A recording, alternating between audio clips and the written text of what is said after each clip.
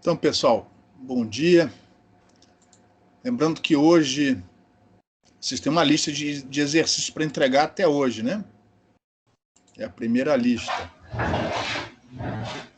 Então, na aula de hoje, a gente vai estudar.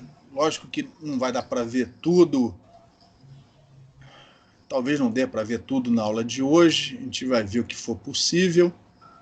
A gente vai falar, não vou nem dizer que a gente vai estudar, a gente vai falar sobre radiação, né? A gente falou muito de fontes, princípio da equivalência. Tem um microfone ligado aí. Princípio da equivalência, fonte impressa, tira o obstáculo, põe fonte superficial impressa na superfície, no lugar, espaço livre. Então a pergunta é, tudo bem, beleza, tem a fonte de corrente, princípio da equivalência, mas como é que a gente calcula campo a partir de fonte? Isso é a matéria de antenas, tá? E aqui na pós-graduação nós temos uma matéria, análise de antenas, que é oferecida sempre nos segundos semestres. Vai ser oferecida, tudo correndo bem, no próximo semestre. E é lá que a gente vê, né, com mais base, com mais calma, né, como fazer esse cálculo. Aqui nós vamos mostrar rapidamente, não vou cobrar isso de vocês em prova, por exemplo, mas eu não posso deixar de falar sobre como fazer esse cálculo. E esse cálculo é feito com a ajuda dos potenciais vetores. Nós já falamos, nós já chegamos nessas equações algumas aulas atrás.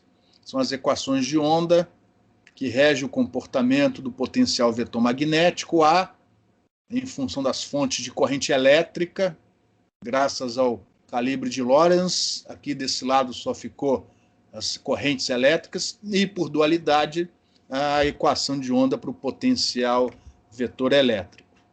J e M representam as nossas fontes. Uma vez calculados os potenciais vetores, a gente deriva esses potenciais e finalmente acha o campo eletromagnético. Tá?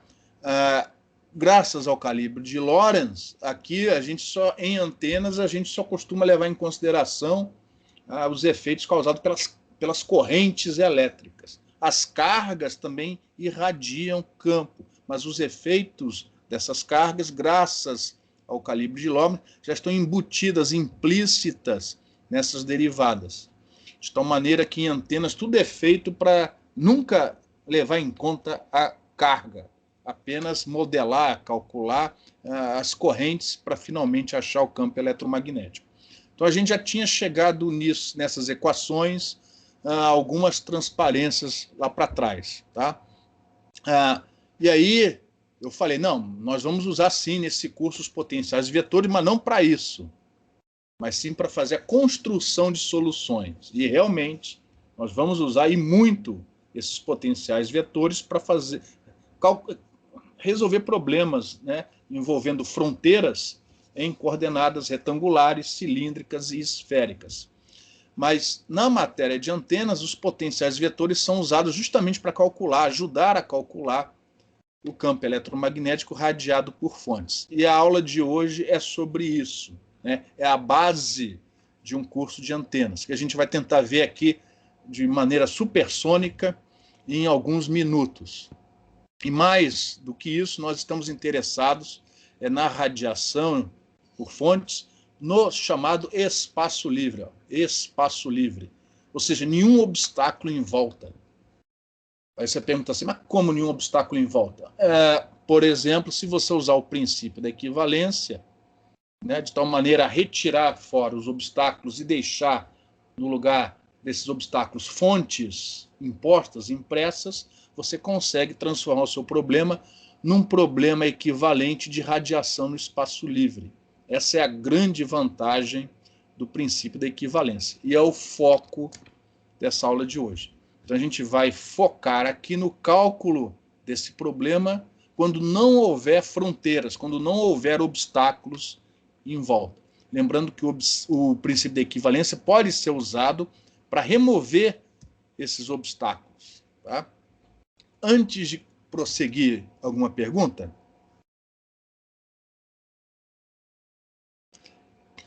para quem já fez antenas, provavelmente isso aqui vai ser uma revisão. Para quem nunca viu antenas na vida, não fica desesperado, porque a gente não dá para dar tudo isso numa aula, tá? Que a gente vai falar sobre o assunto, até para que se um dia você precisar e não fizer o curso de antenas, você tem uma referência. Mas eu recomendo fortemente que vocês façam o curso de antenas. Dizem que o professor ele é muito bom. Então, como é que a gente acha a resposta deste problema, a solução deste problema? Não é bem assim, né, que do ponto de vista rigoroso matemático, mas eu gosto de usar essa ilustração, que tem a ver com coisas que vocês já viram. Nós estamos resolvendo problemas em meios lineares.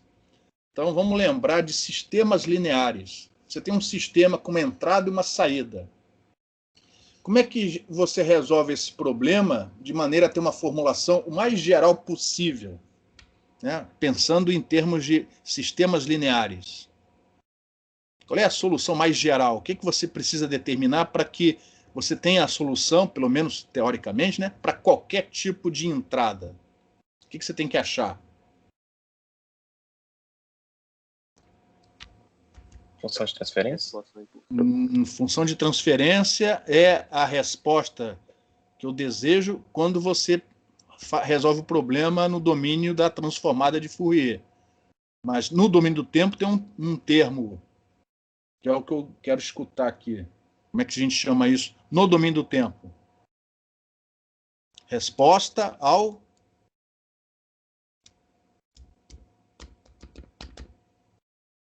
Ô, pessoal, ninguém fez sistema linear na...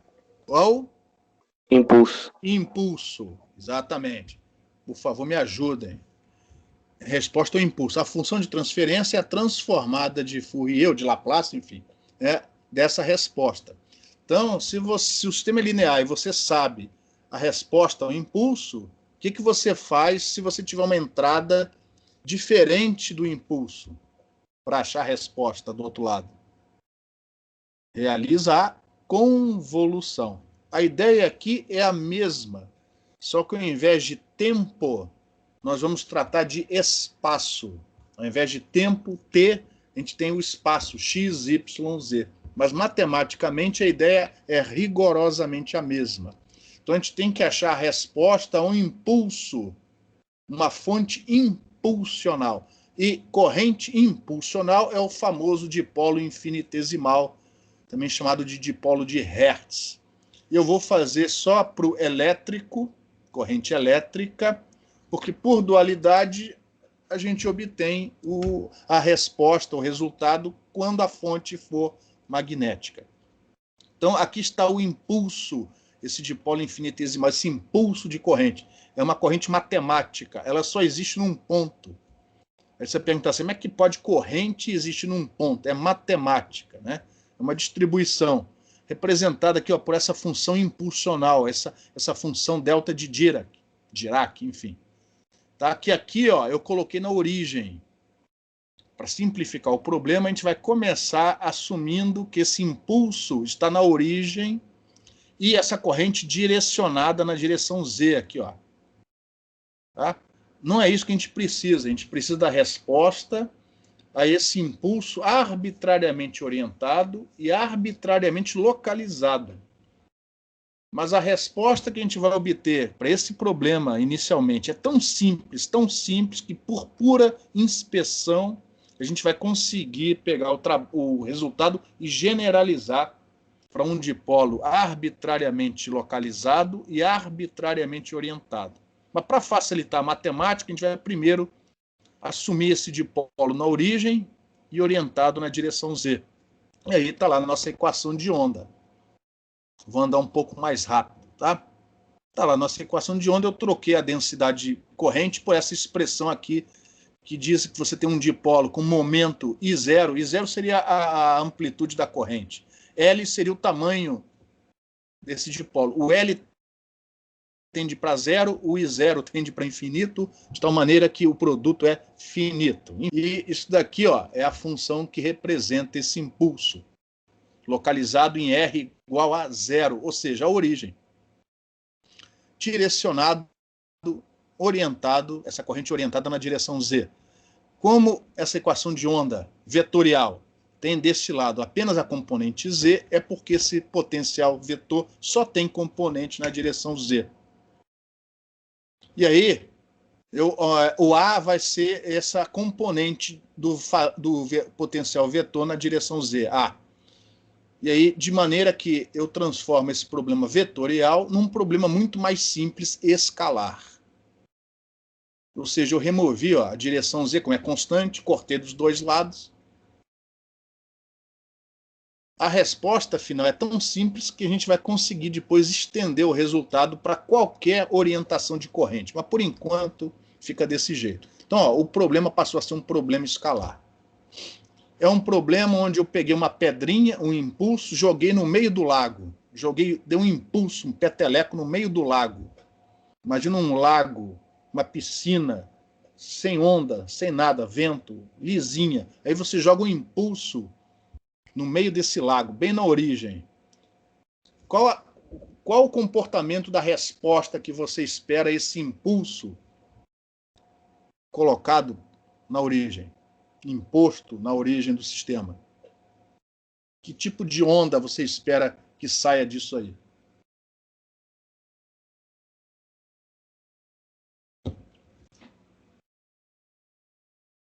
Por simetria, o que vocês acham?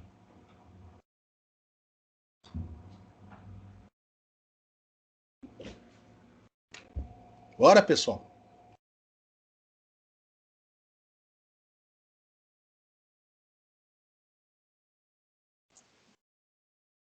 Uma onda omnidirecional? Uma onda que tenha o mesmo comportamento independente da direção. A gente espera uma resposta que dependa da distância, mas não da direção, não dos ângulos θ e φ, apenas da distância r. Exatamente isso. Então a gente vai usar, né, um pouco de sentimento físico para diminuir o esforço matemático. Então o que a gente faz? Vai lá no apêndice do livro e reescreve, né, perdão, esse laplaciano usando as coordenadas esféricas, e toda vez que aparecer derivada em relação a θ, em relação a φ, se joga fora e fica apenas com as derivadas em relação a r. De tal maneira que a gente reescreve esta equação desta maneira aqui. E a solução é uma equação diferencial, vocês já estudaram isso na graduação, a gente não vai repetir. A solução dessa equação diferencial é dada por esses dois termos. Se você duvida, substitui isso aqui dentro, você vai ver que vai dar zero. E aí, daquilo que vocês já estudaram em outras disciplinas de eletromagnetismo, e lembrando que isso aqui é um fasor, a gente está usando, né, analisando nossos problemas no regime harmônico temporal. Esse fasor aqui, ó, é elevado a menos JKR. O que ele representa? O que esse fasor representa fisicamente?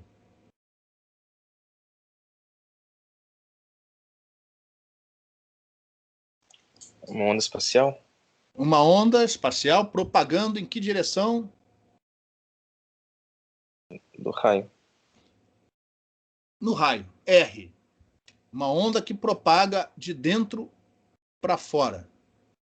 Esse 1 sobre R que aparece aqui é porque, como a frente de onda é esférica, na medida em que a frente de onda vai evoluindo, a área da frente de onda vai aumentando.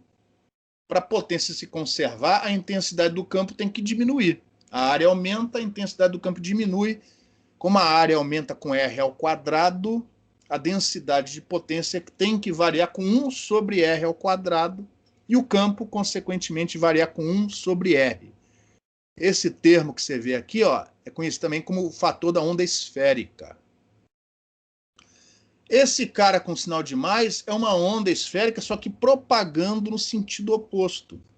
Como nesse problema as únicas fontes, a única fonte, né, está na origem, esta solução não é física. Ou seja, é como se a gente falasse o seguinte: a condição de contorno no infinito obriga a essa amplitude C2 a ser nula. Essa solução não pode existir, porque a fonte está na origem. Só pode existir esse termo que propaga de dentro para fora. Nessa situação, a gente não chama isso de condição de contorno no infinito, a gente chama isso de condição de radiação. Então, a condição de radiação, quando R tende para infinito, obriga a essa amplitude a ser nula, de maneira que só este termo vai ficar com a constante C1, a amplitude C1, a ser determinada. Aonde? No outro extremo do domínio de R, em R igual a zero, onde o impulso está lá rindo, só te esperando para pegar você.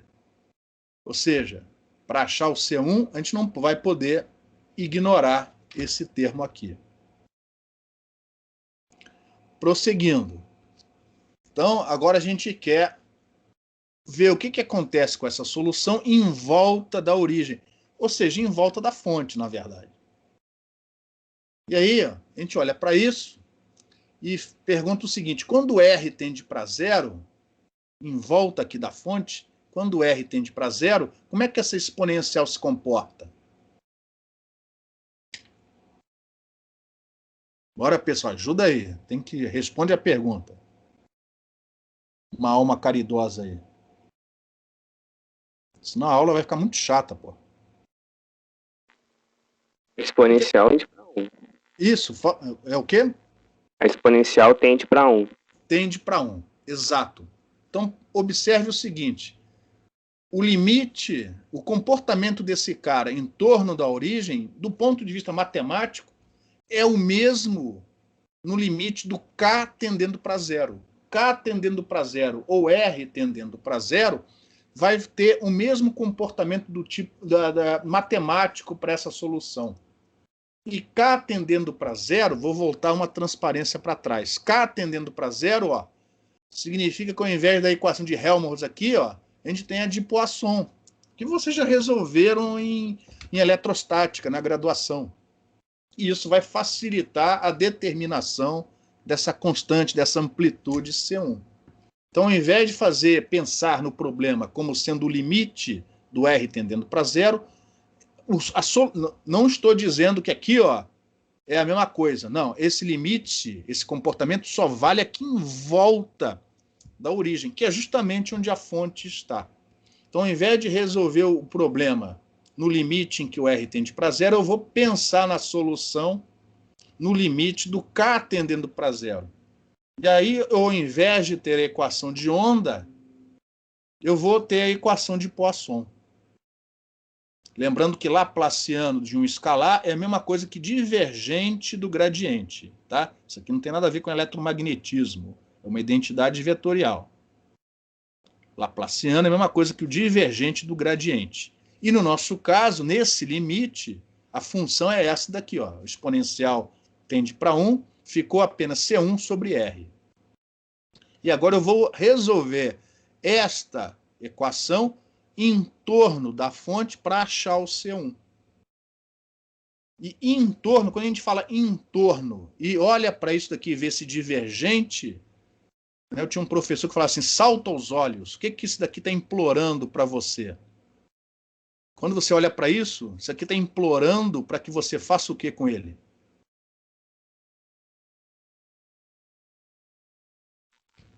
Integre isso num volume piquititinho em torno da fonte. Como o problema tem simetria esférica, esse problema aqui está implorando para que você escolha como superfície uma esferinha com o raio epsilon tendendo para zero. Então nós vamos integrar isso daqui dos dois lados nesse volume esférico.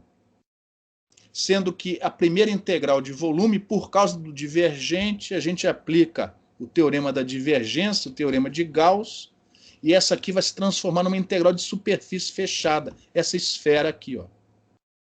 Do outro lado tem essa integral de volume, mas repara, dentro, no integrando, tem uma função impulso.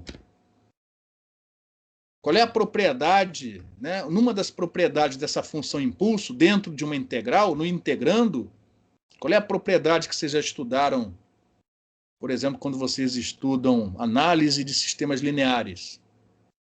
A integral de f de x vezes um impulso, essa integral dá o quê?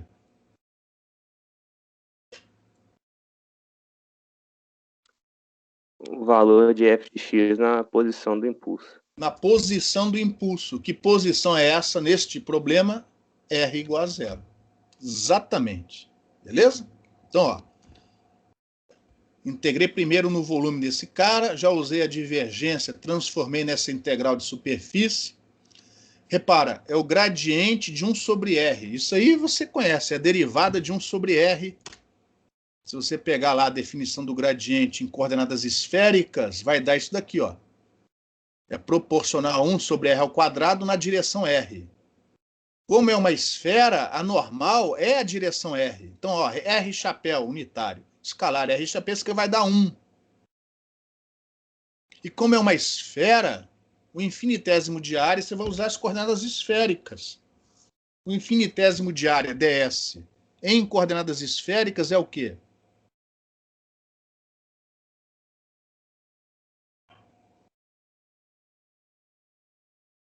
Vocês já observaram que eletromagnetismo é ridiculamente simples. Simples, simples. A dificuldade é a matemática. E o mais triste é que a matemática necessária é simples e vocês já estudaram tudo isso. Quanto vale o ds em coordenadas esféricas? R ao quadrado, seno de θ, dθ, dφ. De maneira que esse R ao quadrado, que aparece no infinitésimo de área, vai cortar com esse cara daqui, ó. E a integral dupla, que sobra, θ integrando de 0 até π. De 0 até π. Do eixo Z positivo, cá para baixo até o eixo Z negativo. E em φ ao redor do eixo Z, de maneira que você cobre a esfera uma única vez e completamente. Essa integral é tranquila. O resultado deu menos 4π vezes a constante. Do outro lado, a integral de volume disso dá o integrando na posição R igual a zero, onde está o impulso. Como isso aqui é uma constante, dá a constante.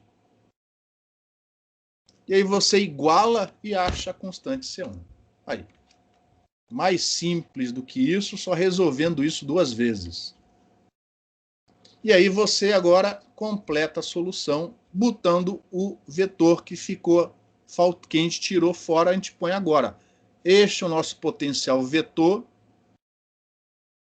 para essa corrente infinitesimal colocada na origem e orientada na direção Z. Mas isso é insuficiente para resolver o problema. Eu preciso desse impulso arbitrariamente orientado e arbitrariamente localizado.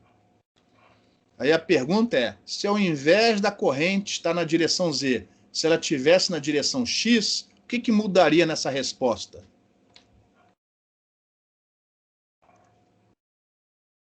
O que vocês acham? É a direção de A. A direção ia ser X. Se a corrente estivesse na direção Y, ia estar na direção Y. Se a corrente estivesse arbitrariamente orientada, essa resposta ia ser na direção da corrente. Então, eu posso tirar esse Z fora e colocar um vetorzinho aqui em cima. Dizer o seguinte, esse A aponta na direção da corrente, na direção do dipolo infinitesimal. Beleza? Bom, mas além disso, tem o arbitrariamente posicionado. Aqui ele está posicionado na origem. Mas olha a resposta é muito simples. Ela depende só de R. O que é R? Vou voltar atrás, tá? Porque essa figura aqui não... Bom, deixa eu pensar aqui. Deixa eu ir para frente, vou para frente. Pronto. Está aqui, uma figura melhor. Está lá de novo a expressão. Então, neste problema, a fonte está na origem. O que é R nesse problema?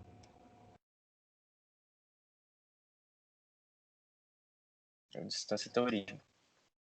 É a distância do observador até a origem. Mas vamos falar de outra maneira. Imagina que eu pegue esse sistema de coordenadas e desloque ele. A fonte fica onde ela está, o observador fica onde ele está, mas eu pego esses eixos aqui, x, y, z, e tire ele do lugar. Esse R é melhor interpretado como sendo o quê? A distância entre fonte e observador. A distância entre a fonte e o observador. O fato de eu tirar os eixos do lugar muda a física do problema? Não. Muda a representação matemática daquele fenômeno. Mas o fenômeno continua sendo o mesmo. Né? Ou seja, esse R representa aqui a distância entre fonte e observador. Se o observador não estiver na origem, o fenômeno continua o mesmo. Continua o mesmo, só que eu tenho que descrever essa distância de outra maneira. E aí eu preciso de 2 vetores, ao invés de um, para representar posições. Eu preciso de um vetor para localizar o observador, que é o vetor R, e eu preciso de outro para localizar a fonte, que eu vou continuar usando, né, que geralmente é essa a notação usada nos livros. Alguns livros usam uma notação diferente, justamente para evitar confusão, mas eu vou usar a notação usual. Eu quero e vou continuar usando a letra R. Só que para não confundir com esse, a gente põe um linha. É o R'. Ou seja, coordenadas da fonte vão ter linha, x', y', z', r', θ', φ', etc. E coordenadas do observador sem a linha, para não confundir um com o outro. E as coordenadas do observador não tem nada a ver com as da fonte e vice-versa. Porque eu posso observar essa antena de onde eu quiser. Então, o R não tem nada a ver com R', são independentes. Um não depende do outro.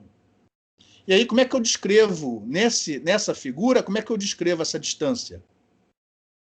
Como é que vocês acham? Uma maneira elegante de representar essa distância entre fonte e observador.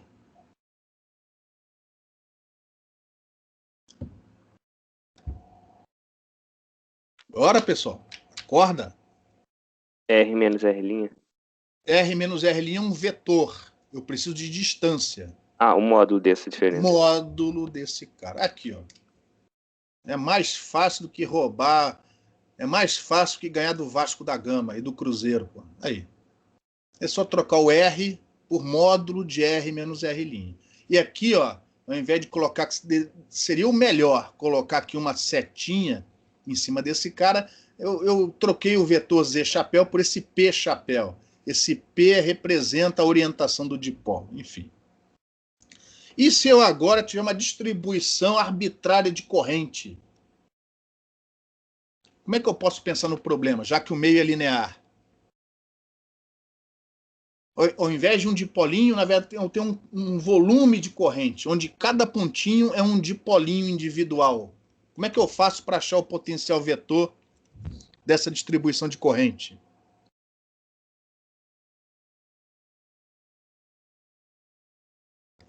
Eu tenho infinitos dipolinhos. Como é que eu faço para achar o potencial vetor desse conjunto de dipolinhos? Já que o problema é linear. Vai ter que integrar isso aí? Você soma as contribuições. Se os dipolinhos forem discretos, é um somatório. Se esses dipolinhos estiverem uniformemente, continuamente, melhor falando, continuamente distribuídos num volume, o somatório vira uma integral.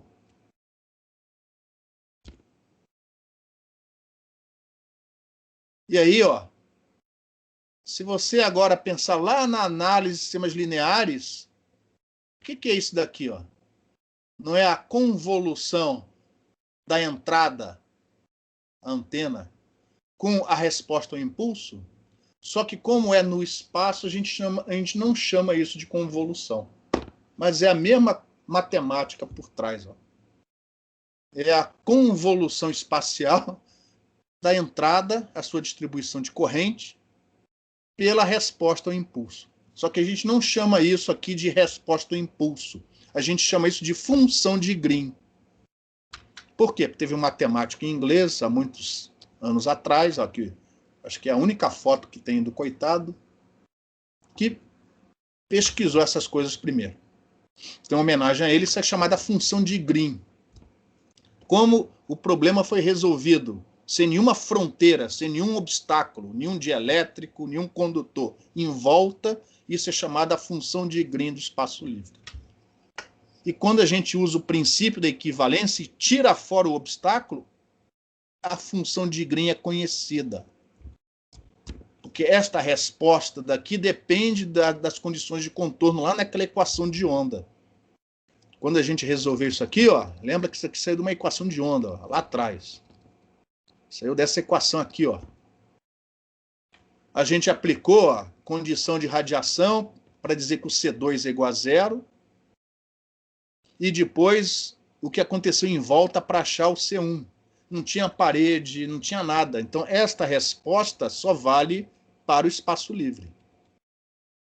Por isso que o princípio da equivalência é tão importante em problemas de antenas, espalhamento, porque permite você resolver o problema usando a função de Green conhecida, que é a função de Green do espaço livre. Puxa, professor, mas se tiver um obstáculo aqui, ó, né, a Terra, o planeta Terra, por exemplo, aí você está lascado. Aí você vai ter que substituir, ou você vai ter que achar a função de Green para aquele novo problema, o que não é trivial, né? Ou você argumenta que a Terra está muito longe, não vai fazer diferença nenhuma e ignora, ou você tira a Terra e no lugar dela coloca uma distribuição de corrente, que junto com essas fontes vão te dar o campo total, o incidente mais o espalhado. E por dualidade, se as fontes forem magnéticas, você vai achar o potencial vetor elétrico resolvendo essa equação. Em homenagem ao Green, essa fórmula aí, essa expressão, alguns autores põem o 4π, outros não põem, mas enfim, é conhecida como a função de Green do espaço livre.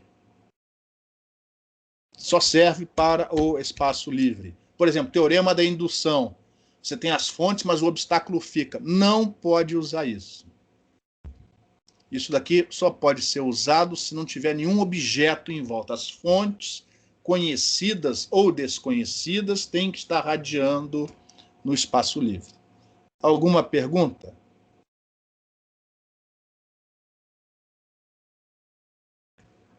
Bom, vamos prosseguir, tá?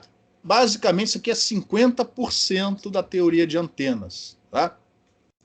O que faria no curso de antena? Agora você põe lá corrente filamentar senoidal, dipolo, analisa. Corrente na abertura de uma antena refletora, analisa. Né? Aí você vai estudando diferentes, pouquíssimas antenas, porque afinal de contas são só 4 meses de curso. E mesmo assim, você não consegue avaliar esta integral no braço. Por causa desses módulos aqui, eu só conheço de cabeça 3 situações onde essa integral sai no braço. Tá? E uma delas é o dipolo infinitesimal. Tá?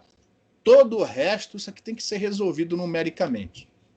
Mas em antenas, quando você está analisando, né, quando você não é o cara que vai projetar a antena, você é o cara que vai usar a antena. Geralmente você quer usar essa antena para comunicações à distância. Porque senão era só berrar no ouvido do sujeito, não precisa de telefone, não precisa de antena. Então, geralmente, quando você quer analisar, entender a antena, como é que ela vai trabalhar num sistema, no enlace, esse observador está longe da antena.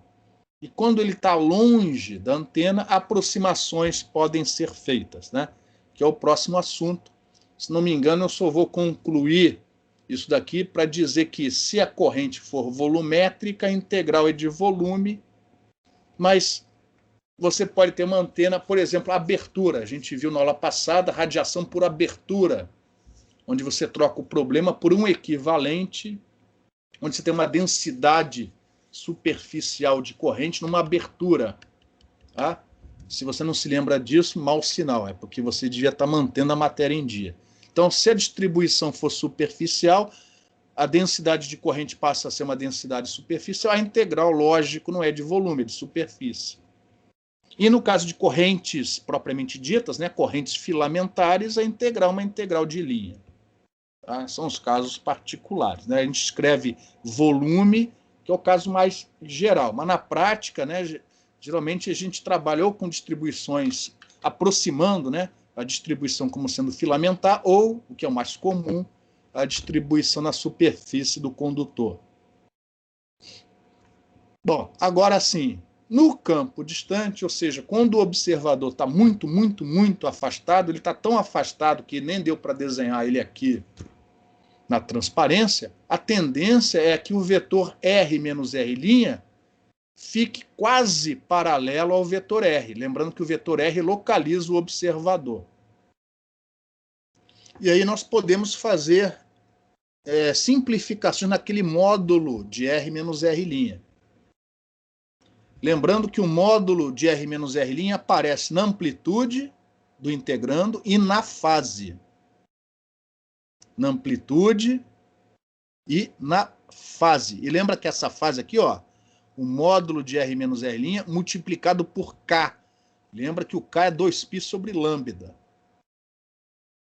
Então a pergunta é o seguinte, para amplitude, se eu errar, a distância entre a antena e o observador é de 1 trilhão de comprimentos de onda. Se eu errar esse 1 trilhão de 10 comprimentos de onda, faz diferença para a amplitude?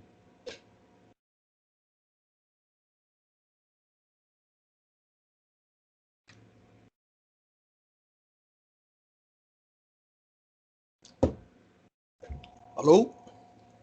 Tem alguém aí? Ora, pessoal, acorda. Isso aqui não é o programa da Ana Maria Braga, mas, pô, tem que ficar falando acorda. Se eu errar o módulo de R menos R' de 10 comprimentos de onda em 1 milhão, para amplitude isso faz diferença? Não. Não. Então, para amplitude, chamar módulo de R menos R' de módulo de R, mas para fase, se eu errar meio comprimento de onda, como vem multiplicado por 2π sobre lambda, o K, errar de meio comprimento de onda é errar de 180 graus. É dizer que uma coisa positiva é negativa e vice-versa. Então, para amplitude, a gente simplesmente vai dizer que o módulo de R menos R' é R. Porque, afinal de contas, módulo de R é R, né? A distância da origem até o observador e vice-versa. Para fase, não. Para fase, a gente vai dizer que é R, só que a gente vai tirar essa projeção aqui em vermelho. Esse produto escalar, ó, é a projeção de R' na direção do observador. Repare que aqui o R aparece como R chapéu, unitário. Isso daqui, ó, representa uma maneira elegante de você descrever esse cateto aqui desse triângulo, ó, em vermelho. E aí, quando você substitui isso na integral de radiação que a gente mostrou anteriormente, e lembrando que R é coordenada do observador, não tem nada a ver com as variáveis de integração linha. Tudo que for função de R e apenas função de R, eu posso passar para fora da integral, a integral fica mais simples.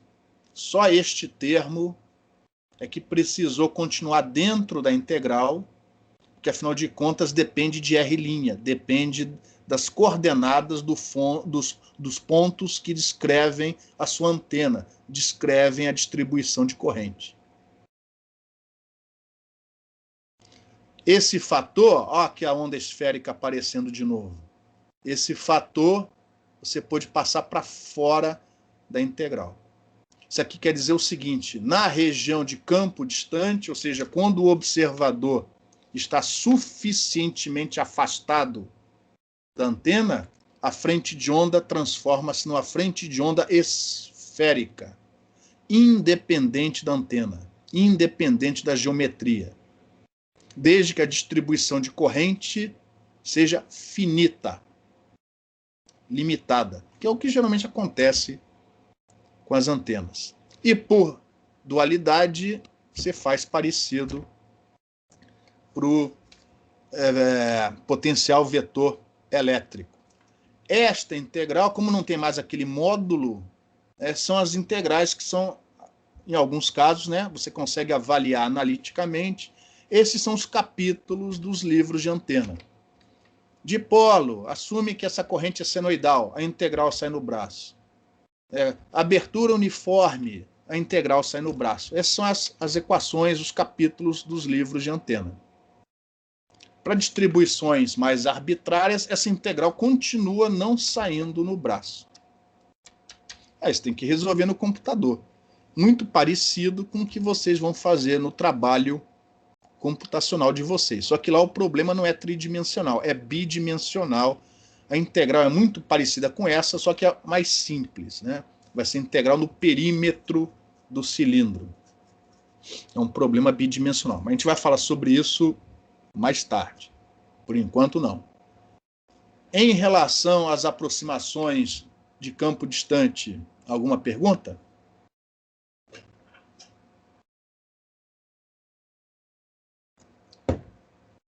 Só que não é o A e o F que eu quero. Se o A e o F fossem suficientes para calcular o vetor de Poynting, você pode ter certeza que a gente não ia falar de E e H. As equações de Maxwell seriam reescritas de tal maneira a serem em função do A e do F. Infelizmente, calcular o A e o F é apenas parte do negócio. O que a gente precisa mesmo é do E e do H, do campo eletromagnético. Então, seja na região de campo próximo, seja na região de campo distante, a gente ainda precisa achar o E e o H. E para achar o E e o H, você tem que derivar esses potenciais. E aí, se vocês olharem para as expressões que já ficaram para alguns slides atrás, você vai ver lá divergente do gradiente, do rotacional. É um negócio horroroso, tá? Só que na região de campo distante, a coisa se simplifica. Porque, olha só, quando você derivar este termo, ou o A, o vetor A, ou o vetor F, toda vez que você derivar e a derivada for em relação a R, ou seja, a distância da origem até o observador, repare que o único lugar onde aparece R é aqui, ó,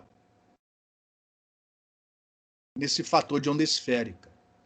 Aí você vai falar assim, não, lá dentro também, ó, esse R chapéu. Mas R chapéu é unitário.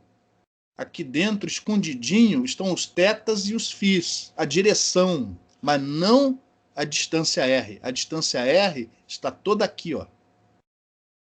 Aqui não depende de R, depende de teta, depende de φ, mas não depende de R. A única variação com R na região de campo distante. Aqui não. Aqui é uma confusão desgraçada. Agora aqui, o R só aparece aqui, ó. A coordenada do observador R, ela só aparece aqui. E toda vez que você derivar isso em relação a R, o que vai acontecer?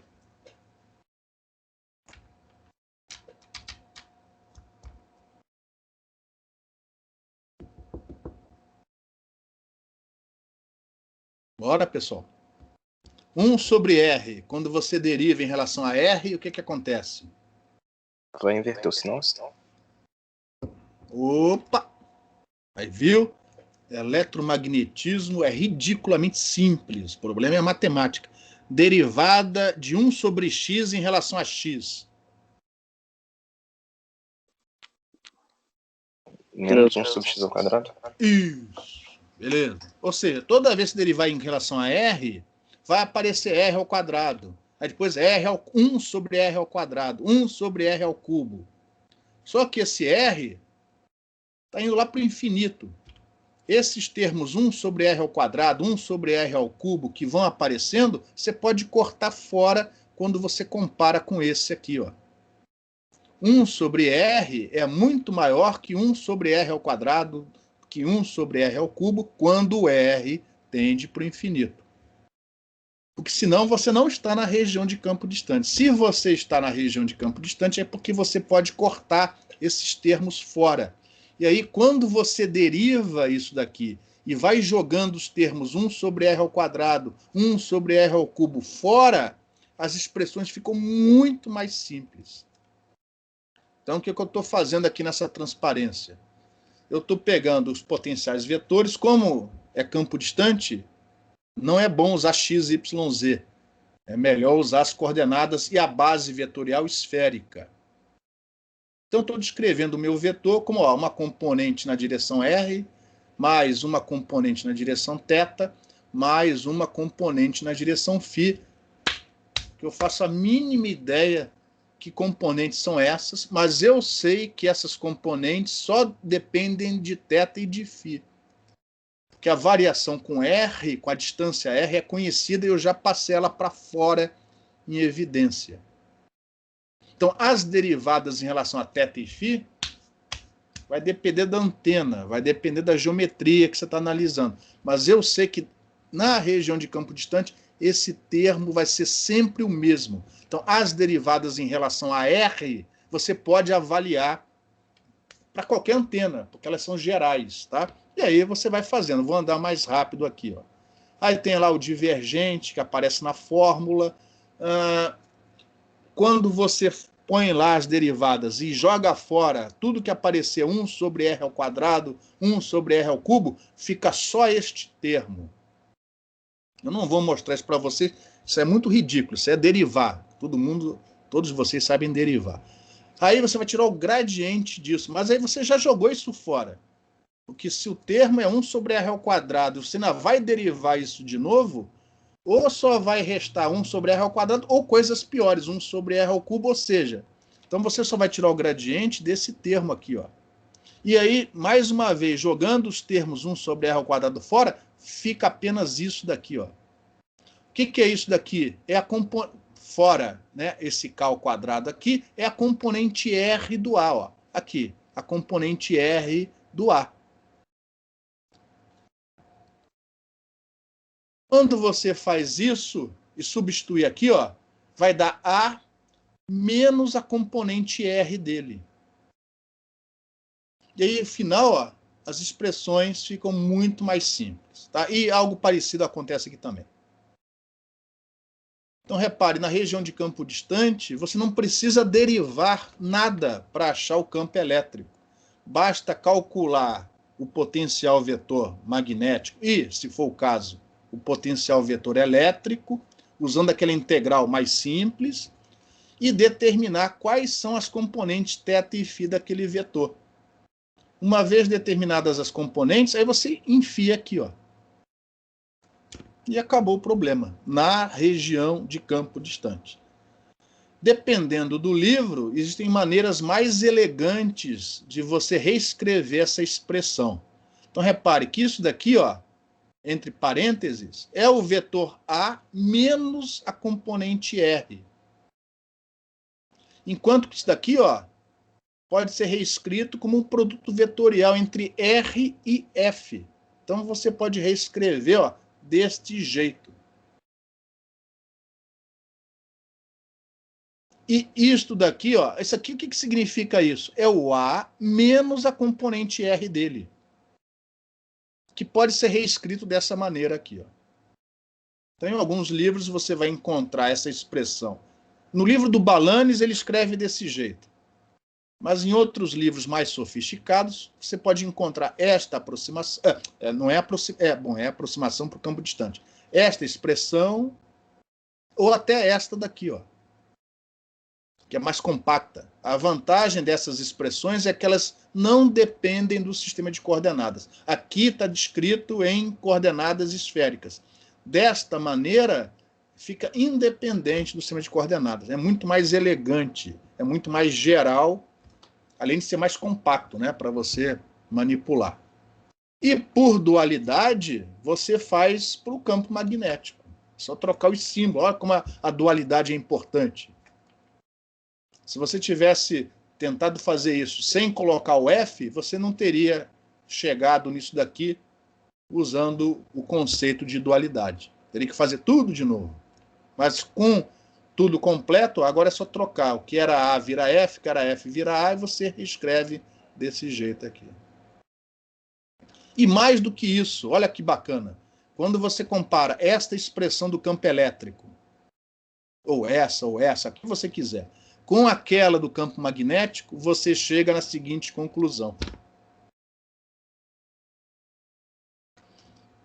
E chegamos nisso aqui independente da geometria da antena, ou seja, isso vale para qualquer antena. Ou seja, quando você está suficientemente afastado da antena, não apenas a frente de onda é uma frente de onda esférica, mas também TEM. E tudo aquilo que você viu na graduação para ondas planas, uniformes, você pode estender para esse estudo. Polarização, velocidade de fase, velocidade de grupo, comprimento de onda. Na região de campo distante de uma antena, independente da geometria da antena, a frente de onda torna-se, tende a se tornar uma frente de onda esférica e transversa eletromagnética. Ou seja, campo elétrico perpendicular ao campo magnético e ambos perpendiculares à direção de propagação.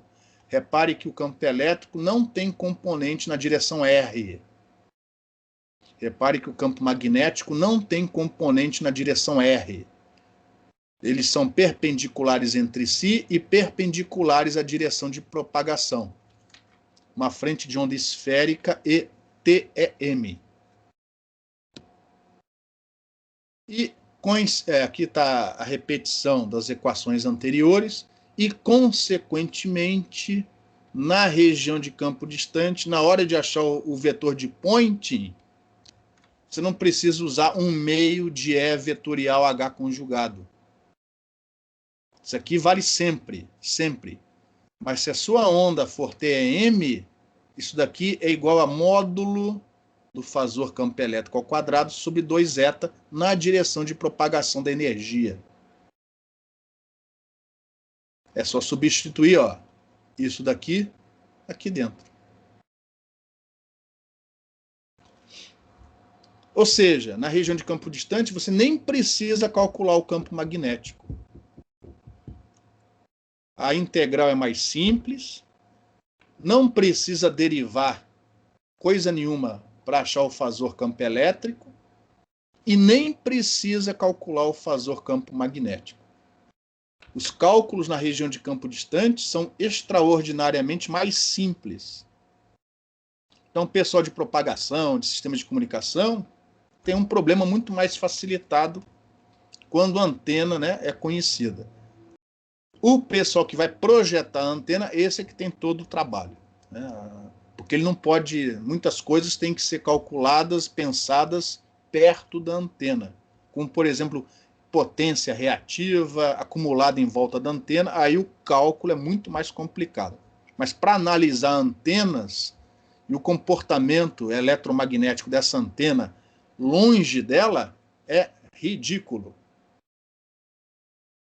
O que faz a coisa ser difícil é a matemática, não a física. É saber mexer com vetor, é saber derivar, integrar, coisas que vocês já viram na graduação. Não tem nada de muito complicado, tá? Tem a falta de treino, de prática, de hábito. A tua frente de onda esférica e TM na direção de propagação, na direção de propagação da energia R. Em relação ao que foi dito até o momento, alguma pergunta? Professor, o que determina campo distante? Boa pergunta. Boa pergunta. O que foi dito aqui não é suficiente para responder essa pergunta. Mas eu vou te dar uma dica, tá? Eu não vou falar sobre isso, mas eu vou te dar uma dica. Aonde é que está a aproximação? De tudo que a gente viu aqui, aonde é que está a aproximação? Vou voltar lá atrás. Aonde é que está a aproximação? Qual é a pior das aproximações, a mais drástica, a mais violenta? Ignorando a distância para a fonte? Sim, na fase, mas na fase, beleza? Então, o que a gente faz é pega uma geometria, aí nos livros geralmente pega-se uma dimensão linear, a maior dimensão da antena. Tá? E põe a antena aqui na origem, pega a maior dimensão, aí chama essa dimensão de D. Se for uma antena refletora, é o diâmetro da antena. Se for um dipolo, é o tamanho do dipolo. Se for um conjunto de antenas, né, vários elementos, é a maior distância entre o primeiro e o último. Tá? Seja lá o que for primeiro e seja lá o que for o último. É a maior dimensão. E aí você pega o pior caso. Ou seja, qual o pior caso para esta aproximação? Eu não vou dar os detalhes aqui, mas é ridículo, é simples. E aí você diz o seguinte, ó, neste pior caso, eu quero que o erro de fase entre aquilo que é e aquilo que eu estou usando como aproximação seja de, sei lá, 45 graus, 30 graus, aí depende de autor. Alguns autores usam 45, e com isso você tem uma fórmula para menor distância que você pode estar da antena em função da dimensão da antena, em função do comprimento de onda, porque fase, ó, tem um K multiplicando aqui. Então aparece também o comprimento de onda. Então você tem uma distância mínima em função do comprimento de onda, em função da dimensão da antena e em função do erro de fase que você especificou para dizer, ó, essa aproximação é excepcional, desde que o erro de fase não seja maior do que isso. Isso tem uma fórmula pequenininha. E você se surpreende quando você põe valores nessa fórmula e você descobre que essa distância não precisa ser infinita, muito pelo contrário. Por exemplo, para um dipolo de meio comprimento de onda, se você estiver a 3 comprimentos de onda do dipolo, essas aproximações são excepcionalmente boas. Se a antena for maior, uma antena refletora, aí você tem que ficar um pouco mais longe, porque a variação é com a distância, a dimensão da antena ao quadrado. Mas você não precisa estar no infinito para que essas aproximações sejam excelentes. Tranquilo?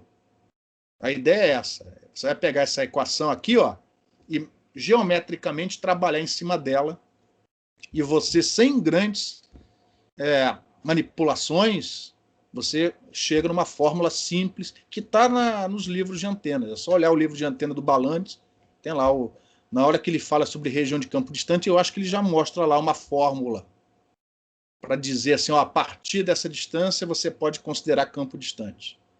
Beleza? Beleza. Tranquilo? Não é difícil. Você não precisa estar no infinito, tá? Mas, lógico, quanto mais longe você estiver, melhores são essas aproximações, lógico.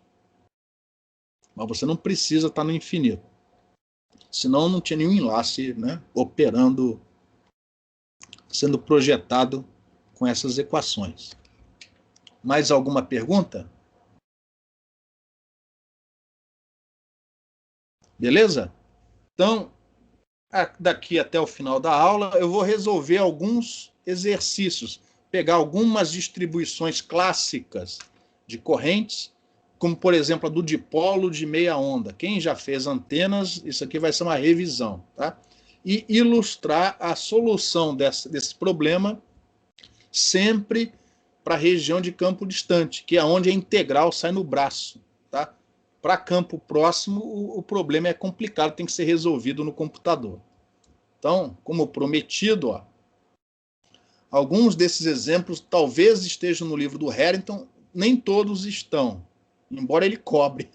Mas, enfim, tá? Tá aqui o exemplo do dipolo de meia onda. Quem já fez antenas deve lembrar que o professor falou que o dipolo é muito fininho, comparado com o tamanho, então aquela densidade de corrente que na verdade é superficial, ele vai dizer que é uma distribuição linear e que essa distribuição é senoidal, né? No espaço, uma distribuição senoidal no espaço, que é mentira, é uma aproximação, não é verdade, né? E aí, mas, enfim, é um modelo que, ao longo dos anos, o pessoal viu que é muito bom. Está aqui, ó. A corrente é conhecida. E zero é uma amplitude arbitrária que depende da fonte, né? Que você vai pôr ali no meio do dipolo. Depende da tensão, né? Vamos chamar isso de tensão, que você aplica ali. Então, E0 é uma constante, não importa. E a distribuição é senoidal, ou seja, nos extremos a corrente é nula, porque ela não tem para onde fugir, e ela varia senoidalmente, desta maneira aqui. Lógico, para simplificar, a gente vai pôr a origem exatamente no centro da antena. Tem motivo para botar em outro lugar? Não. A gente sempre escolhe as coordenadas, o sistema de coordenadas, para facilitar a solução do problema. Então, a gente põe aqui no meio, é um dipolo cujo tamanho é de meio comprimento de onda, lambda sobre 2. Consequentemente, ele vai de menos lambda sobre 4 até mais lambda sobre 4. E essa é a fórmula. Lembrando sempre que K é o ômega raiz de epsilon, é o 2π sobre lambda. K é ômega raiz de epsilon. Talvez até devesse colocar aqui, porque muitos já esqueceram disso, né? 2π sobre lambda. Aqui a gente vai assumir que o meio não tem perdas. Então, o K é real, o epsilon é real. Ele vira 2π sobre lambda. E aí, para a região de campo distante, o problema sai todo no braço. Então, ó, isso aqui já é a integral para a região de campo distante. Está aqui a corrente. A variável de integração é linha, z', para não confundir com a coordenada sem linha do observador. O fator de onda esférica já está aqui fora, e ficou só aquele termo, que depende de R' escalar R chapéu. E o que eu fiz aqui? Daqui para cá. Eu passei o I0, que é uma constante. E a direção Z chapéu, que também é constante, né? O Z sempre aponta na mesma direção. Eu já passei esses dois aqui para fora. E só ficou aqui dentro da integral aquilo que varia, que depende de Z'. A corrente varia com Z'. E além disso, esse R', lógico, varia com Z'. Lembrando que R' é o vetor que localiza a fonte. Em relação a essa equação, alguma pergunta? Eu tenho uma pergunta para vocês. Repare que isso daqui, ó, veio da função de Green do espaço livre. Mas aqui, ó, eu tenho metal, o metal do dipolo, o metal da antena. Essa corrente, ela está no espaço livre? Como é que eu posso usar isso daqui?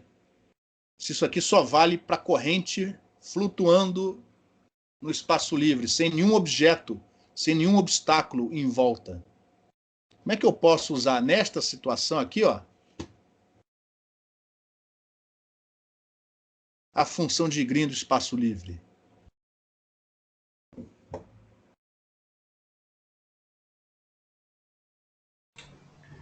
É porque o metal não é considerado obstáculo?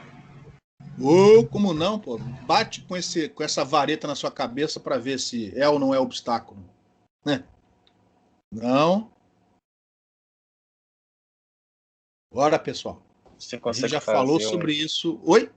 Você consegue fazer uma aproximação aí por corrente superficial e aí usar aqueles princípios lá que a gente estudou antes para Aqueles princípios ignorar lá o metal? tem nome.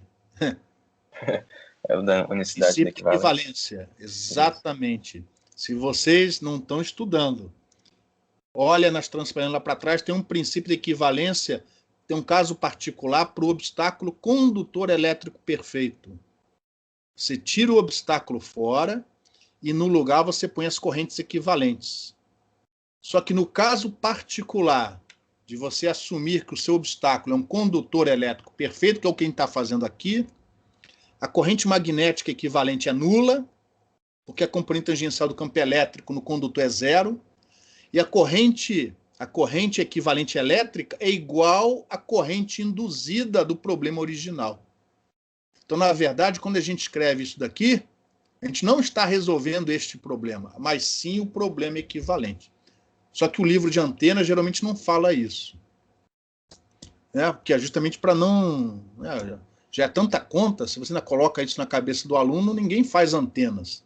Mas vocês estão num curso de pós-graduação, então agora faz sentido falar essas coisas. Você não está resolvendo, quando você usa essa equação, você não está resolvendo o problema original, e sim o problema equivalente, onde o metal não está mais presente, e por acaso, nesse caso particular, a densidade de corrente equivalente é igual à densidade da corrente induzida no metal do problema original. É isso. Então aqui, ó, o princípio da equivalência já foi aplicado, a gente nem sentiu. Quem já fez antenas e resolveu esse problema, o professor não falou, mas na verdade ele está resolvendo, às vezes até o professor não sabe disso, mas enfim, ele está resolvendo o problema equivalente e não o original. Porque no problema original tem obstáculo, você não pode usar a função de Green do espaço livre.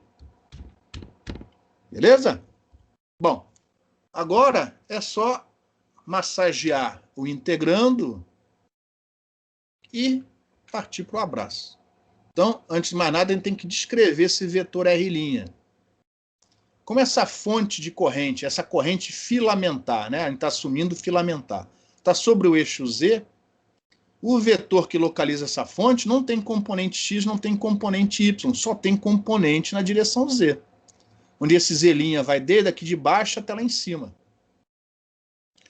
O R chapéu é igual desde que o mundo é mundo. R chapéu, na base vetorial cartesiana, é seno θ cosseno φ na direção X, mais seno θ seno φ na direção Y, mais cosseno θ na direção Z.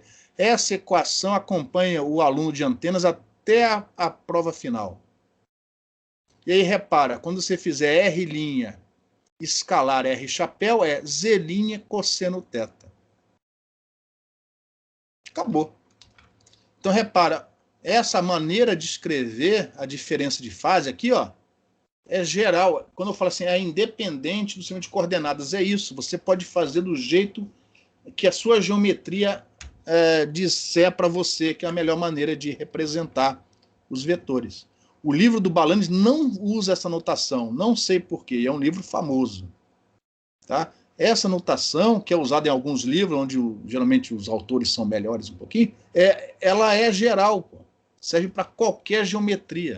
Lógico, quanto mais simples for a geometria, mais óbvio é fazer essa continha aí. E aí você simplesmente vai trocar esse R' escalar R chapéu por Z' cosseno θ. E está lá a sua integral para ser resolvida. Beleza? E aí tem uma animaçãozinha nessa aula já muito animada, que eu vou fazer, não é propaganda porque eu não recebo nada desse software, mas alguns de vocês estão fazendo a matéria do Cássio este semestre, técnicas em alta frequência. Sim. Sim. O Cássio está usando o tempo todo algum software para fazer simulações? Ele já fez algumas coisas no matemática. Matemática. Quando ele fala matemática, você percebe que ele começa a salivar, a babar, que esse matemática é bom pra caramba. É um software caro, né? Eu não sei a versão de estudante quanto é. E geralmente a universidade não fornece MATLAB, mas não fornece licença para matemática. O matemática é um software fantástico, que faz, entre outras coisas, entre muitas outras coisas, faz álgebra simbólica. Tá? Mas eu vou sair aqui das transparências. Na página lá do Matemática, o dono lá do Matemática, o pessoal, pôs lá uma isca para você. Ele pôs lá uma das habilidades do MATLAB, do Matemática, é resolver integrais algebricamente. Então, se você for na internet e clicar lá The Integrator ou Integrador, tá? Bom, aparece um monte de propaganda aqui, mas tem um lugar aqui que é a página do Wolfram. Wolfram é o sobrenome do cara que bolou, né, fez o doutorado em matemática, é um matemático, e ele montou essa empresa e vende esse software chamado Matemática. Ele deixa essa página onde você pode fazer o solver das integrais do matemática, só que, lógico, ele não põe lá tudo, né? Ele só, nem todas as integrais você consegue fazer. Eu já vou direto para a página. Se você clicar aqui, você vai parar nessa página. Wolfram Alpha, não sei por que alfa, tá? E aí aparece essa janelinha aqui, ó. Vocês estão vendo? Em laranja. Aqui você põe um comando, né, da sua integral. Repare que a minha integral aqui, ó, cadê ela? Aqui, ficou aqui, ó. É cosseno de kz' exponencial. Repare que o kz' aparece de novo aqui, ó. Aí o que eu fiz? Eu fiz uma substituição de variáveis, chamei kz' de x, tá? Não se esqueça que k é 2π sobre lambda. Então, quando você faz essa substituição de variáveis, o limite de integração, ao invés de ser menos lambda sobre 4 a mais lambda sobre 4, passa a ser, vocês vão verificar se quiserem, menos π sobre 2 a mais π sobre 2. Então, esta integral que eu coloquei aqui é aquela a menos de constantes. Então, repare, tem um comando aqui que é integrate. As funções, né, como é que chama lá? As variáveis dessas funções você põe dentro de colchetes, ó, colchetes. Repare, eu coloquei aqui cosseno de x, o x aqui faz o papel do kz', vezes exponencial, i é o j, é a raiz de menos 1, vezes kz', cosseno de θ. Integrando de x, né, de menos π sobre 2 a mais π sobre 2. É aquela integral que eu mostrei antes, só que a menos de constantes. Essa aula aqui não é suficiente. Eu não vou aqui ficar ensinando como programar no MATLAB, no matemática. Isso aí você vai fuçar na internet. O fato é que isso daqui, ó, é melhor que tabela de integral. Algumas ele vai resolver aqui para você. Pode ser integral definida, como é este caso. Pode ser integral indefinida também. Aí você clica aqui no igual, ele vai rolar lá, se tudo correr bem, né? Ó, I, assumindo que I é a unidade imaginária. Ah lá, tua integral, aqui o resultado. Cosseno, fora as constantes, né, que ficaram para trás, cosseno de π sobre 2 vezes cosseno de θ, dividido por seno ao quadrado de θ. Beleza? Se você não pegou aqui a coisa, depois você vê o vídeo e você vai saber como chegar nessa página. Quem já não sabia, né? Quem não sabia, agora fica sabendo. Você pode, ao invés de consultar a tabela de integral, talvez algumas saiam por isso daqui. Algumas que são mais complicadas, ele fala assim, compre a versão profissional. Enfim, né? Não vão ser todas, mas algumas vocês conseguem resolver de graça na internet. E aí, ó, é esse resultado, fora as constantes, né? Esse resultado que você está vendo aqui, ó. Perdão. Opa, funciona isso aqui? Não. Aqui, ó. Cosseno de π sobre 2 cosseno θ dividido por seno ao quadrado de θ. Ou seja, essa integral é uma daquelas que sai no braço, para a região de campo distante.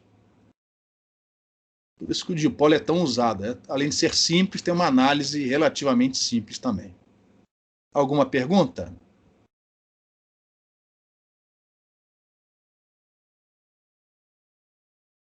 Beleza?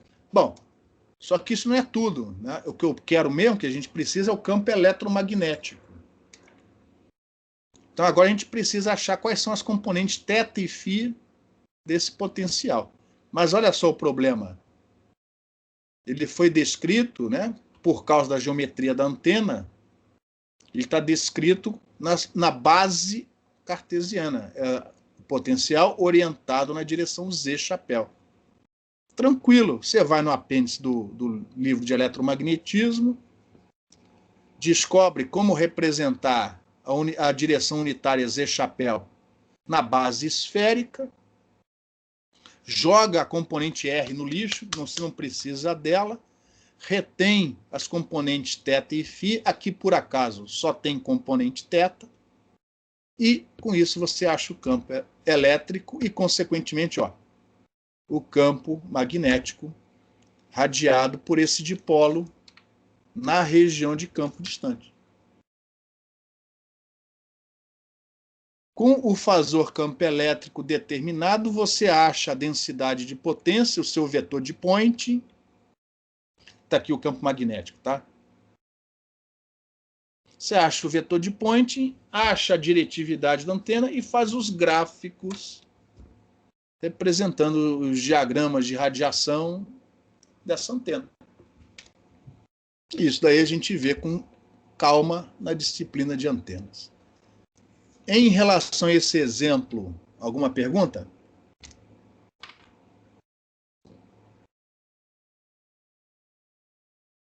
Não? Alguém de vocês nunca viu antenas, não fez antenas na graduação ou na pós?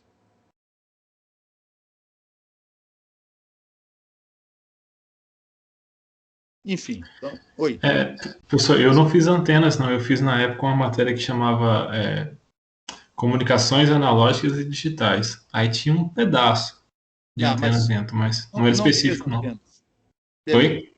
Não fez antenas. Não fiz. Eu não vi nada disso, tá? A gente não vai cobrar essas coisas aqui nesse curso, tá?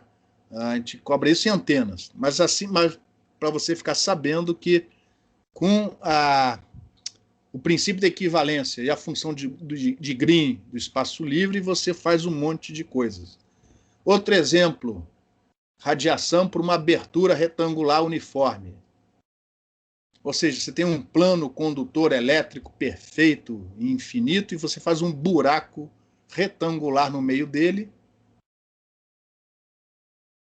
E aí, para facilitar, eu vou pôr a origem do sistema de coordenadas no meio dessa abertura retangular. Na direção x, a dimensão é A, ou seja, o x' vai de menos A sobre 2 até mais A sobre 2, na hora de integrar.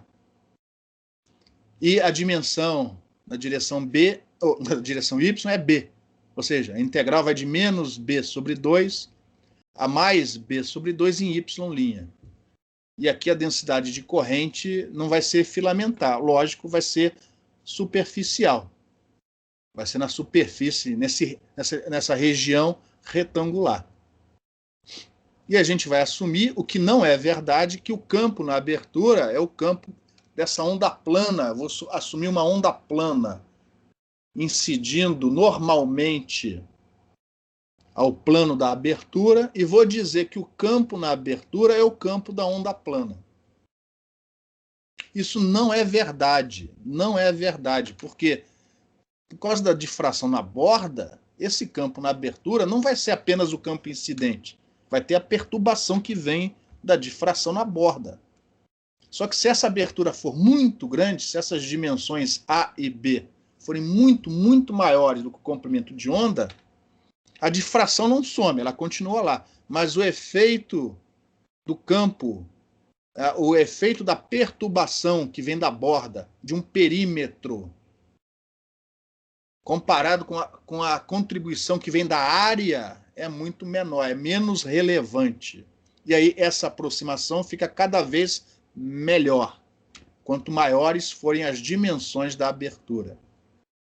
Antenas refletoras geralmente são grandes, comparadas com o comprimento de onda. Então, aproximações parecidas com essas aqui dão resultados interessantes, talvez não para projetar a antena, mas para entender como elas funcionam. Isso também é assunto da matéria de antenas. Nós não vamos resolver esse problema, nós vamos resolver o problema equivalente. A gente já viu isso na aula passada, não vou repetir, vou dar só o resultado final.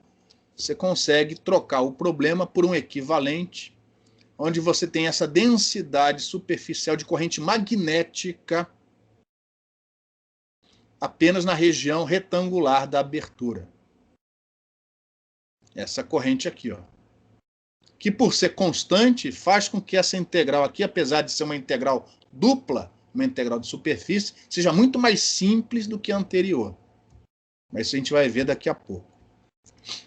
E a gente, apesar de ser uma distribuição de corrente simples, constante, uniforme, ainda assim esse problema só dá para ser resolvido analiticamente na região de campo distante.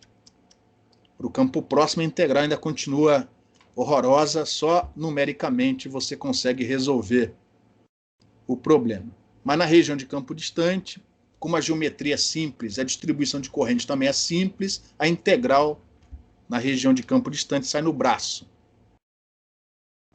Em relação ao enunciado do problema, alguma pergunta? Então, puxa, mas agora é a corrente magnética. E daí? Ao invés de calcular o potencial vetor magnético A, você vai calcular o potencial vetor magnético elétrico F. Aqui.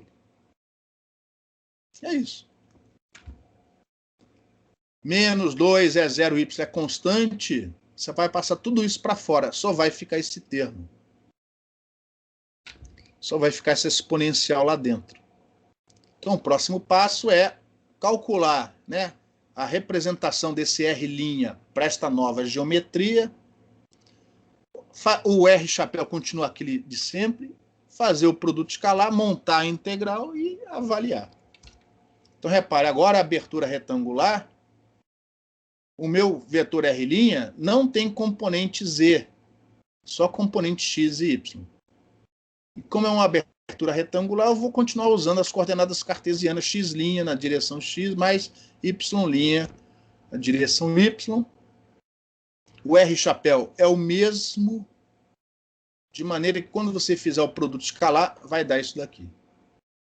Olha como é interessante essa representação, que infelizmente o livro do Balanes não adota, não sei porquê. Isso aqui serve para qualquer geometria, pô. Que está aqui, ó, o argumento da sua exponencial. X' que multiplica seno θ cosseno φ, mais y' que multiplica seno θ seno φ. X' e y' são coordenadas da fonte, variáveis de integração. Θ e φ são coordenadas do observador, são constantes para a integral. E a tua integral é essa daqui, ó. E mais, nesse caso particular, repare que o argumento é uma função de x' mais uma outra função de y'. Você pode quebrar essa exponencial em duas. Uma que só depende de x' e outra que só depende de y'. E, consequentemente, essa integral dupla você pode quebrar no produto de duas integrais simples. E aqui essa integral é simples mesmo, porque integral de exponencial é a coisa mais ridícula que existe. Isso aqui, se você fizer as coisas, não vou nem usar o integrador. Isso aqui você faz de cabeça. Vai dar essa sinc de um lado e essa outra sinc do outro. Repare que é seno de um argumento dividido pelo argumento. É a função sinc. E aqui também. A diferença é que aqui aparece A e cosseno de φ, enquanto que aqui aparece B e seno de φ. E mais fácil que ganhar do cruzeiro é chegar na expressão do potencial vetor F, do potencial vetor elétrico F, para essa abertura retangular uniforme. A expressão é grande, mas é simples. Isso aqui é ridículo. Mas você não precisa do potencial vetor, você precisa do campo eletromagnético. Então, vamos achar as componentes θ e φ na região de campo distante. Você não precisa nem derivar isso. É só achar as componentes θ e φ. Puxa, mas ele está em função, né, da componente y. Não tem importância. Você vai lá no livro, no apêndice do livro, você vai descobrir que essa direção unitária y chapéu é descrita desse jeito, ó. Você joga a componente R no lixo e fica aqui, apareceram as duas. A componente θ, a componente φ, você pluga na posição certa, está aqui a expressão do seu fazor campo elétrico na região de campo distante dessa abertura retangular. Essa sinc, o x e y, cadê? São dados por isso aqui, só para reduzir a expressão, né? Essa sinc vai te dar o diagrama de interferência num plano, enquanto que essa sinc controla o diagrama de interferência no plano ortogonal. E aí você acha a expressão da densidade de potência radiada e faz diagramas, como, por exemplo, esse que foi retirado do livro do Balanis. E aí você tem, né, graficamente, como essa distribuição de energia, de potência, melhor falando, né, se distribui a partir do momento que essa onda atravessa essa abertura retangular.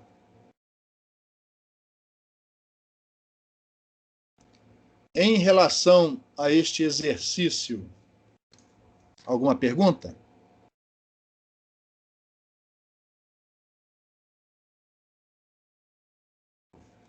Eu vou repetir novamente, só que agora eu vou mudar a geometria.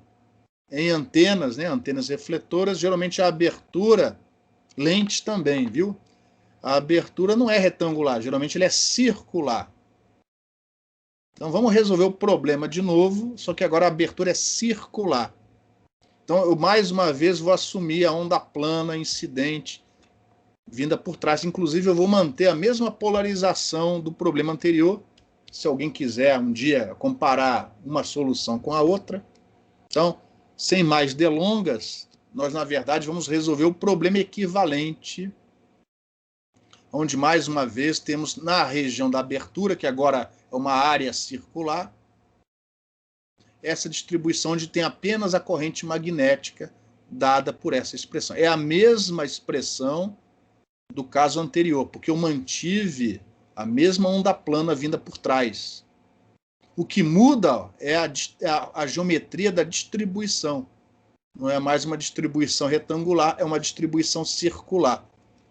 Consequentemente, eu não vou querer usar as coordenadas x' e y' para avaliar a integral. A gente vai preferir usar as coordenadas polares, ρ' e φ', que é muito mais fácil estabelecer os limites de integração usando as coordenadas polares.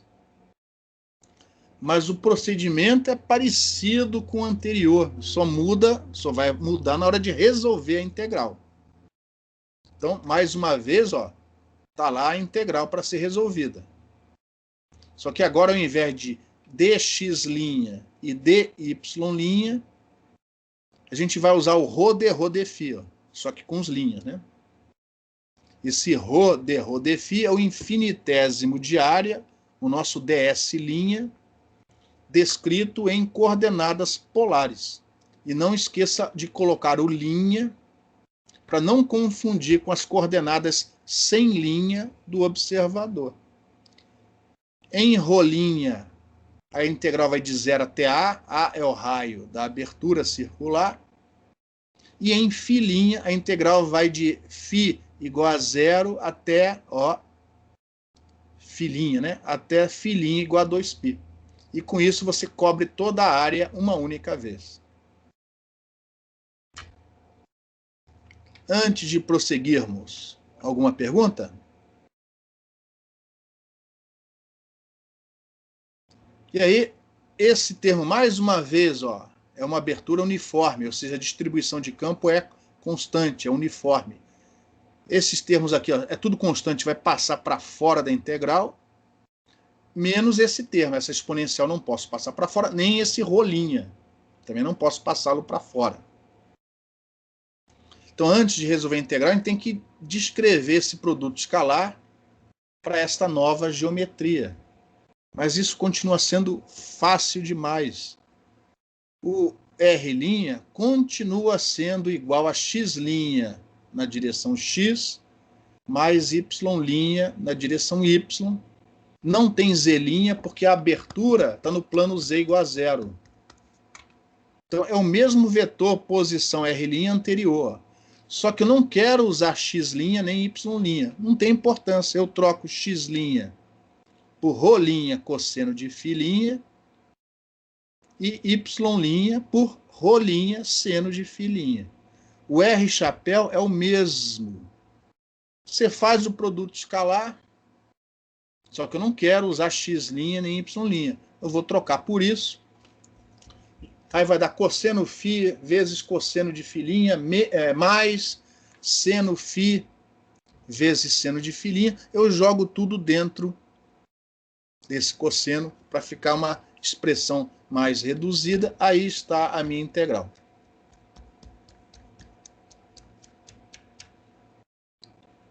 Só que, diferentemente da integral retangular, na abertura retangular anterior, essa é a mais complicada.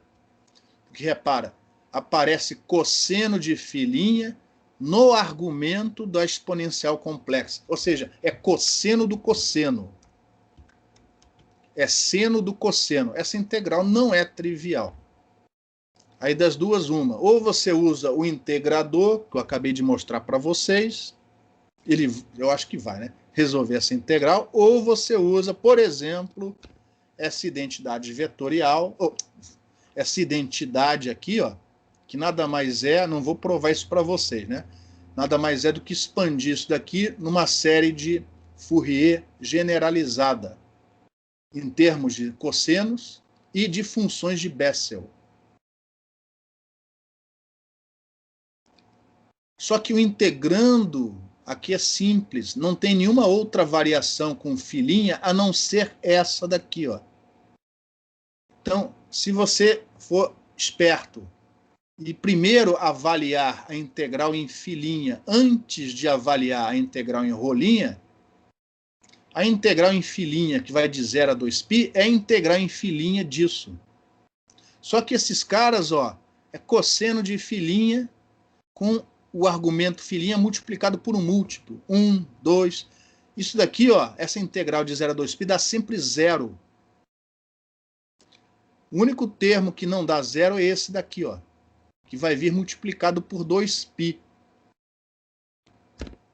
E aí, a integral em filinha dessa exponencial, se você usar essa identidade aqui, vai dar isso daqui, ó, em função da função de Bessel de ordem 0. Só que ainda não acabou, porque falta a integral em rolinha.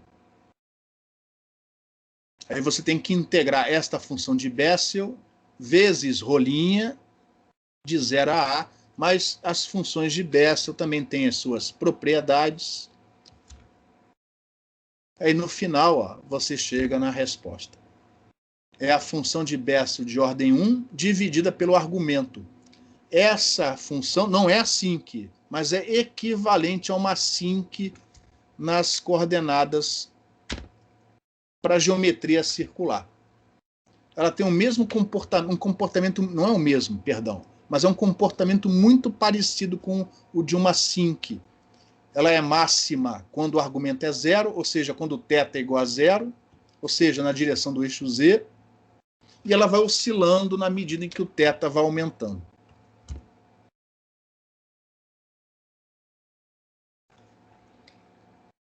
Ainda não terminou. Eu preciso, na verdade, do campo elétrico. Aí você, como foi feito antes, determina quais são as componentes θ e φ do seu potencial vetor, pluga na fórmula do campo elétrico, aí está o seu fasor campo elétrico em toda a sua glória, de uma abertura um pouco mais útil, uma abertura circular. Útil, né, para quem trabalha com antenas e com lentes, né? Geralmente é uma geometria mais comum do que aquela de uma abertura retangular. Repare que se não fosse pelo fato disso aqui ser uma função de Bessel, o resultado é até mais simples que o anterior, porque o anterior era o produto de duas sincs. Aqui é uma só. Aqui é uma só. E aí você acha a densidade de potência e pode traçar os gráficos, etc. Como esse daqui, ó. Repare que tem uma simetria um pouco mais circular do que o caso anterior. Isso aqui é o diagrama de radiação de uma abertura circular uniforme. É mais intenso o campo na região perpendicular à abertura, e aí você vai tendo os lóbulos secundários na medida em que o θ vai aumentando.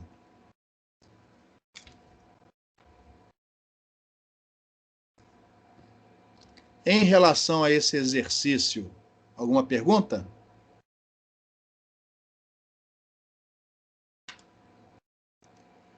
Eu não vou mais mostrar exemplos para vocês, como eu já falei, isso daqui é a matéria da disciplina de antenas, tá? Então não faz sentido ficar também pesando aqui muito isso em cima de vocês. Eu só queria só mencionar que tem mais um exemplo nessas notas de aula, que é o espalhamento por um disco metálico usando ótica física. Eu não vou resolver o problema todo, só quero iniciar isso daqui, porque apesar da geometria ser diferente, tem a ver com o trabalho de vocês. Então, o problema aqui, ó, é uma onda plana, ela agora propaga no sentido contrário, e ela encontrou esse disco, essa moeda, uma moeda bem grande, né? Esse disco metálico, que a gente vai assumir condutor elétrico perfeito. E a pergunta é, qual é o campo espalhado por esse disco? Esse problema é complicadíssimo, mas se você puder usar as aproximações da ótica física, ele fica ridículo, né? Se esse disco for suficientemente grande, se esse raio do disco for muito, muito maior que o comprimento de onda, você pode usar como uma aproximação as aproximações da ótica física. Aqui na frente do disco, nessa face, é a nossa região iluminada, você vai dizer que a corrente é mais ou menos aquela da ótica física. Na matéria do Cássio que vocês estão fazendo, pois ele vai fazer as correções da ótica física, usando as correntes de borda, correntes de franja, isso é uma coisa lá do Cássio. Aqui a gente simplesmente vai dizer que aproximadamente a corrente, ó, é aquela da ótica física, que é 2 vezes a normal vetorial, o campo magnético incidente, o campo da onda plana. Ou seja, quando você usa as aproximações da ótica física, a corrente é conhecida. Lembrando que você já aplicou o princípio da equivalência, já jogou o obstáculo fora. Essa corrente, ó, ela flutua no espaço livre. Na outra face, que não aparece nessa figura, né, na face de trás é a região de sombra, que você vai dizer que a corrente ali é aproximadamente igual a 0. Então, neste problema, onde o objeto é plano, né, é um disco, e a onda é plana, a solução, a menos de constante, né, e da direção, é igual à anterior, é uma abertura, é equivalente a uma abertura uniforme. É análogo, melhor falando, é análogo ao de uma abertura uniforme.